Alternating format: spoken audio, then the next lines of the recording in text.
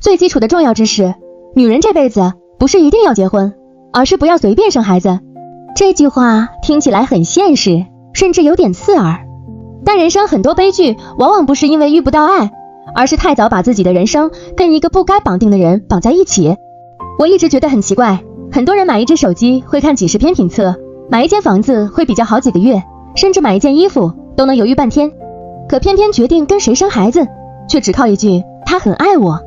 愛情可以靠感覺開始，但養孩子只能靠能力。孩子不是一場戀愛，也不是一時衝動的結果，而是一個至少20年的責任。所以在我看來，一個女人決定生孩子之前，至少要先確認2件事。第一，你有沒有獨立養活孩子的能力？第二，你選的這個男人值不值得跟你綁定一輩子？很多人一聽到能力就開始說太現實太物質，但真正現實的是，奶粉不會因為愛情免費，房租不会因為感動打折，孩子的教育医療生活每一筆都是真金白银。所以我一直認為，一個成年人至少要有穩定養活自己的能力。至於一年要賺多少，每個人的標準不同，有人覺得20萬夠，有人認為30萬才安全。數字可以討論，但邏輯不能變。如果連自己都養不好，就別急着把另一個生命帶到這個世界。更重要的是，你找的孩子爸爸到底是什麼樣的人？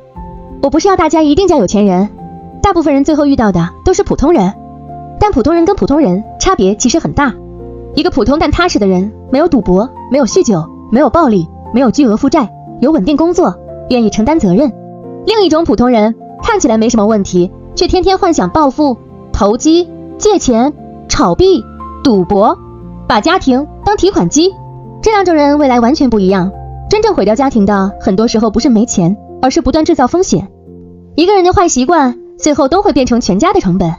賭博輸的是積蓄，酗酒輸的是健康，負債輸的是未來，情緒失控輸掉的是孩子的童年。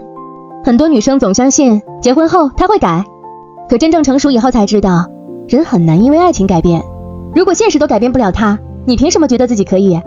還有一種情況我更不能理解，就是自己沒有經濟能力，卻急着證明自己可以獨立養孩子。真正的獨立不是嘴巴說我一個人也可以，而是就算对方今天離開，你和孩子的生活也不會立刻崩潰。獨立不是不用依靠任何人，而是不用害怕任何人離開。很多人問我，那是不是不要結婚比較好？其實我從來沒說婚姻一定幸福，也沒說單身一定自由。婚姻不是目的，孩子也不是任務。真正重要的是，每一個選擇有沒有讓未來的自己過得更輕鬆，而不是更辛苦。人生所有重大決定都要往10年後看，今天的冲動很可能就是未來10年的代價。我曾經遇過一個很有意思的场景，有個條件不錯的男生請大家吃飯，席間一個女生分享自己以前的戀愛，她說前男友不但不請客，出去玩都是他付錢，最後還被騙了不少錢。她原本以為這樣能讓別人覺得自己很單純不物質，結果那個男生聽完只說了一句，那我今天請你吃這麼貴的一頓飯，我是不是很虧？現場瞬間安靜。這句話很難聽卻很真實，因為很多人聽到的不是你善良，而是你沒有判斷能力。成年人看一個人，不只是看他遇過什麼，更看他為什麼總做出同樣的選擇。如果一個人一次又一次掉進同樣的坑，別人懷疑的不是運氣，而是決策能力。所以真正重要的不只是努力，而是提高自己的判斷力。學會辨別人品比學會談戀愛更重要，學會控制衝動比追求浪漫更重要。人生最大的成本不是吃苦，而是在錯的人身上投入太多時间。真正成熟的人不會因為孤單就急着找人結婚，不會因為年紀到了就急着生孩子，更不會因為害怕失去就把自己的未來壓在一個充滿風險的人身上。愛情可以感性，婚姻要理性，生孩子更要比婚姻多一分清醒。因為婚姻結束可以離婚，但孩子出生後，你們的關係幾乎一輩子都不可能真正切斷。所以在決定把一個生命帶到這個世界之前，請先確認自己有能力承擔，也確認身邊那個人值得一起承擔。